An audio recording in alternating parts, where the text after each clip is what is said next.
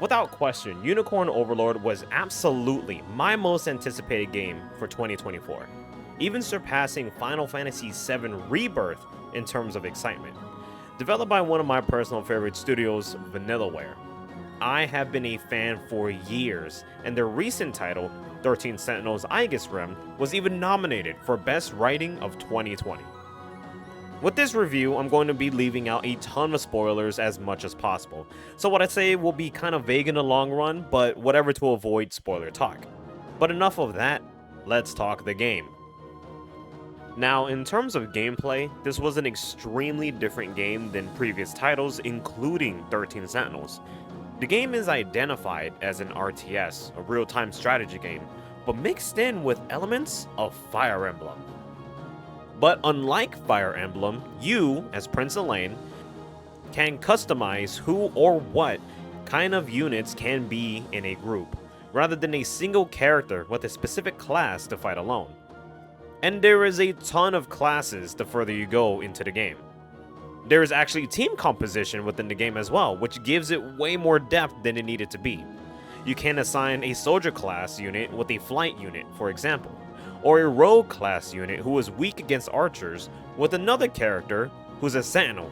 And team composition really matters in harder difficulties and even the Colosseum part of the game, where you meet the muscle mommy, Amalia. She's huge. Oh! You two ever hear of manners? Though, I'll take that over the usual. Most people split the second they see me coming. In the Colosseum, you go through a ton of different teams the game throws at you to try and proceed to the next battle until you face Amalia. But it gets more and more difficult, as it should be. And not only does team composition matter, but strategizing what and when one of your characters does an action based on a certain threshold matters. Only heal at 25%? No problem. Want the rogue character to start off by stealing gems from a certain unit? With ease. You have full control on how a unit can be effective in battle, and it really shows with the Colosseum. And in each group, you assign a specific character to be the leader of said team. Infantry, horseback, flying, archer, or mage.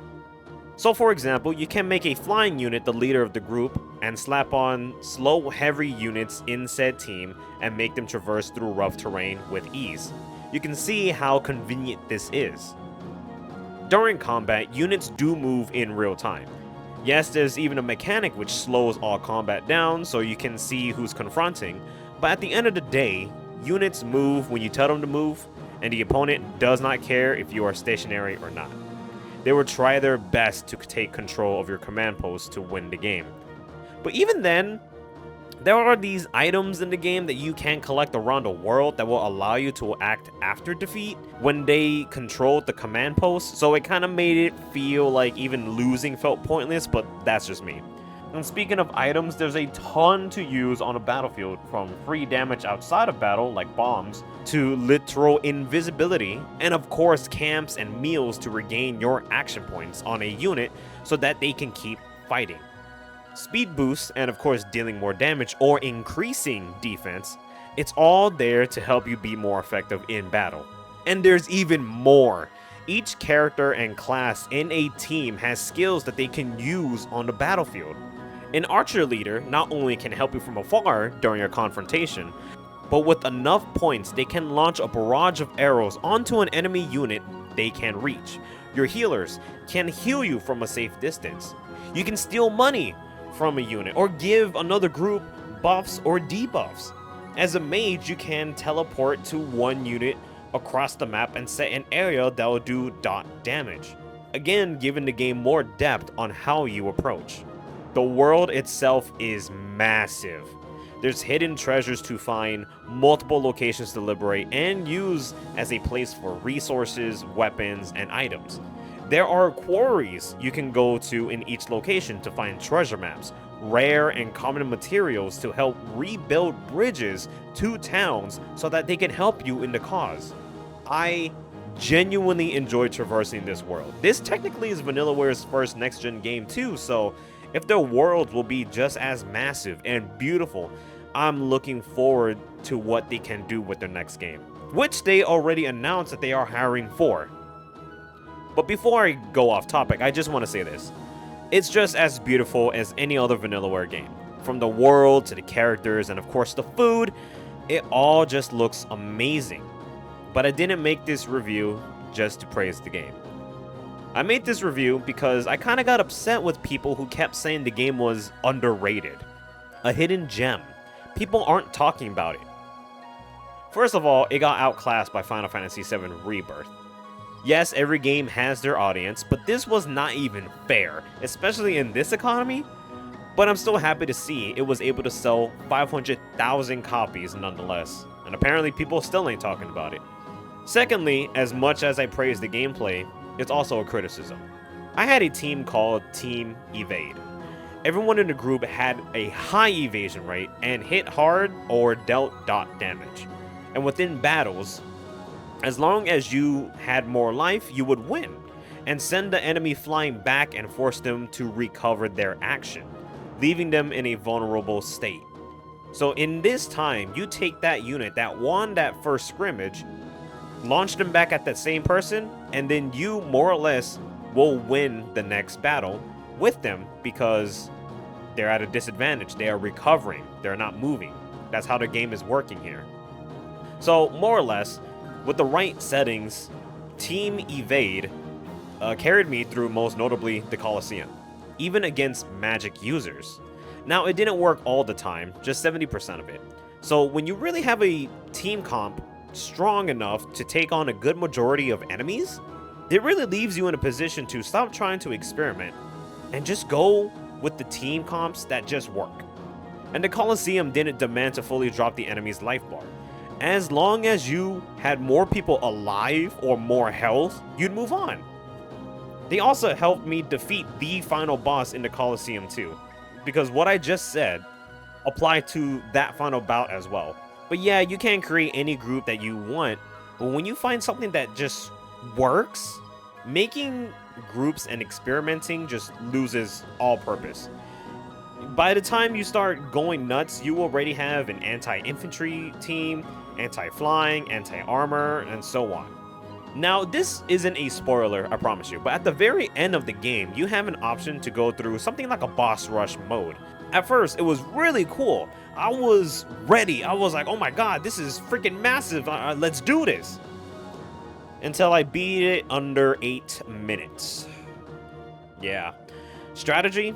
A flying unit with invisibility and speed boost, with strong weapons and good team composition, and of course, throwing on constant buffs.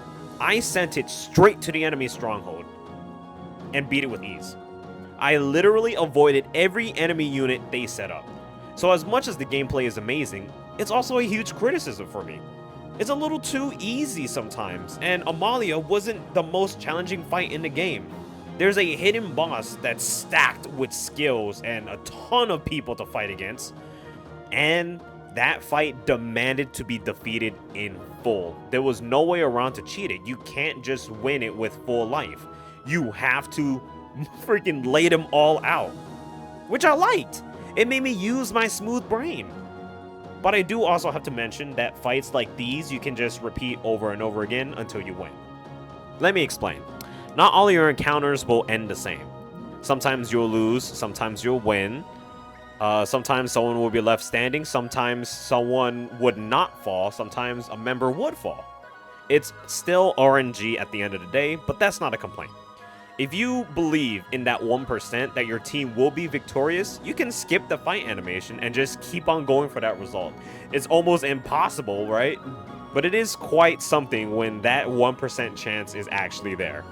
Then there are units later in the game that legit seemed so cool to use in battle. Like one of them was a flying unit who was a magic counter. They were able to toss back the damage dealt by magic users. Seemed cool. But again, I already had an anti-magic group. Even flying archers and flying healers were introduced. But it was way too late in the game, in my opinion, to even involve them as units because I already prepared and had no reason to experiment. Now, let's talk about the main reason why no one is talking about this game. The story. Long story short, your entire land was taken over by a very powerful enemy. And as a kid, you were the last of the royal blood who ruled the land, and was sent away to hide while your mother and her bodyguards buy you some time to escape, falling in the process. Again, this is all in the demo. And as years passed, every land was under the iron fists of the enemy, dealing with different situations, all leading to experimentation, death, and famine. Yeah, it sucked! So now that you are of age, you are ready to unite all of the land to fight for their freedom and to be the rightful ruler. So you and your friends and mentor set out on an adventure. And along the way, you meet potential allies and even choices to completely execute enemies or recruit. Some you can't even recruit because they are just straight up villains. But let's quickly go over the execute idea of the game. It doesn't matter, and you literally should never execute a character. Sure, you can have your moral compass, but in the long run, it is not a good idea, and again, it doesn't matter. Not only do they not play any role in the story, other than being a unit to fight with and make a relationship with, but they're a free unit. Free! The game has a system where you can spend your honor currency on mercenaries of every type of class and upgrades depending where you are in the game. You can even use it on your characters to upgrade their classes to an even stronger one. Now, I'm gonna be honest, in the very beginning I did hire some mercs, but never did it exceed 6 purchases, even till the end, because I recruited everyone on my first run and again made good teams. Executing someone barely makes any difference for the story, and maybe it's just me, but I had no connection to majority of the cast either. But I can proudly say that's not my fault. There's well over 30 characters, but only 6 to 8 matter, and the other 2 are still questionable. The only ones that genuinely matter are the mentor, you, and your friends, because that's who the story is revolving around. And that makes me upset, because out of all the characters present, they don't even share their thoughts on a situation with Elaine throughout the entire story. Communication. I want to see these characters talk and engage, headbutt with one another to see how they really feel on a certain situation and choice. But that doesn't happen. For example, there's an angel you recruit in the beginning of the game, which is also available in the demo. Just pointing it out, you know, spoilers and all, right? And there's no way around to not get her, because she comes in when you trade a specific amount of currencies, divine shards. So this is what happens. When you get to the final area where she was raised, she never comments on the state of things, let alone anything else that leads up to that ending. After all Elaine has done for the land, she could have easily come in and try to prove that Elaine was the rightful heir to the throne and has seen the atrocities the new empire has done towards the other lands, and wants to make sure that her homeland was okay. But that doesn't happen. And that goes for the entire cast, aside from the main 6 or 8. If you want to talk to them, you have to make a bond with them through battle, gifting, and of course eating together as a group. That's the only place the rest of the cast can even have a chance to be a character. And even then, that's them getting close as individuals only. No talk about the war or choices. It's disappointing. 70% of the time, you're shipping them, while the other 30%, you're trying to see what's their history and how they are as a person. And yet, that 30% doesn't play a role to how they are in the main story, because they have no role in it whatsoever. So when events happen in the world, it feels empty when only the main cast of characters have a word to say, but not the others. Hell, I'm not even asking for all of them to get the spotlight either. There are just so many situations where just a few of them can put more weight at what's happening at that time, whether it would be good news or bad news. People may see that the whole dating sequence does have a point, but no, it doesn't. You can honestly play the entire game without doing your bonding events, and if you do, you will see how the story truly is, and that nothing matters until the ending where you ask someone to marry. Then we have the main elven women. And no, my fetish is not showing. These two are the extra characters I personally think are part of the main cast. Edelinda and Rosalinda. When you get to their part of the story, they still stay relevant after. Not only are they really good units and hot to top it off, but literally without them, Elaine would have failed to save his land and the people, because with their help, they were able to make Elaine more powerful because of an artifact. These two women are extremely important, and yet, an all-powerful court mage who was there since his grandfather doesn't even say a word on anything Elaine has done choice-wise. She was relevant when she needed to be, but when you get to the other areas, she becomes a nobody.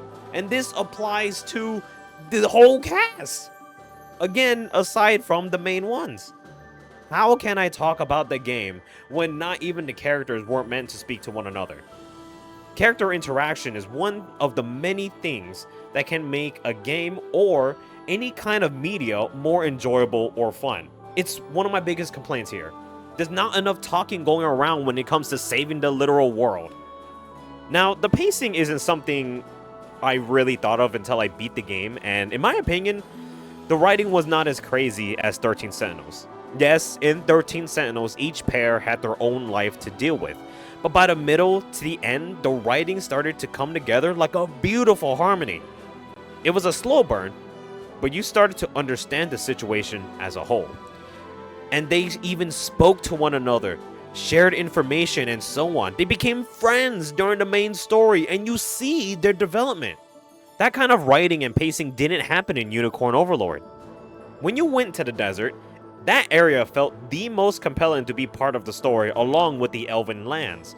You see your cousin, you meet another prince trying to rise to the throne. You learn that these two territories has always been at war, and thanks to the powers of evil, they toss all their history and join together to fight.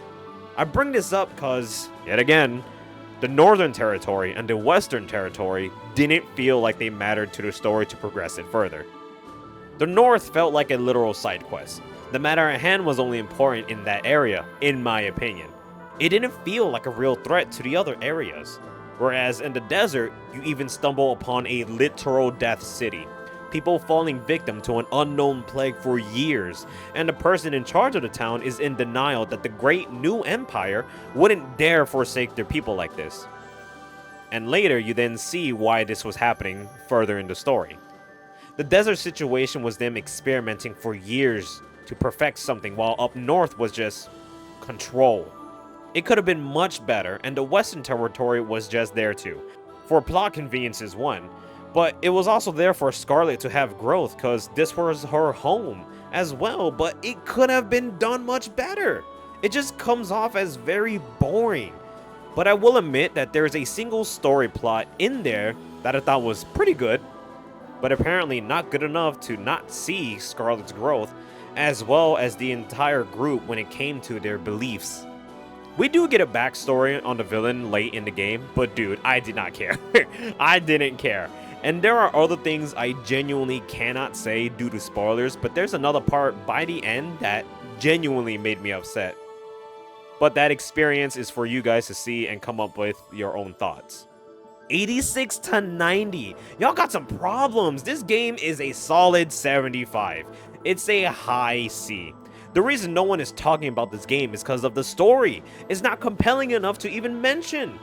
Yes, the gameplay is fantastic, and seeing Elaine spit his game, or Riz, as the cool kids call it, in the dating sequences is cool, but that cannot be the only thing to shine for such a high grade. The story really became uninteresting, to me at least, when you go up north and to the west. The ending fight was challenging though, I'll give it that, but again, the story was whatever. I guess what I'm saying is that the story kind of fell off in the middle and in the end. As much as I love Vanillaware, this game was not it. I still think it's worth getting at a cheap price though.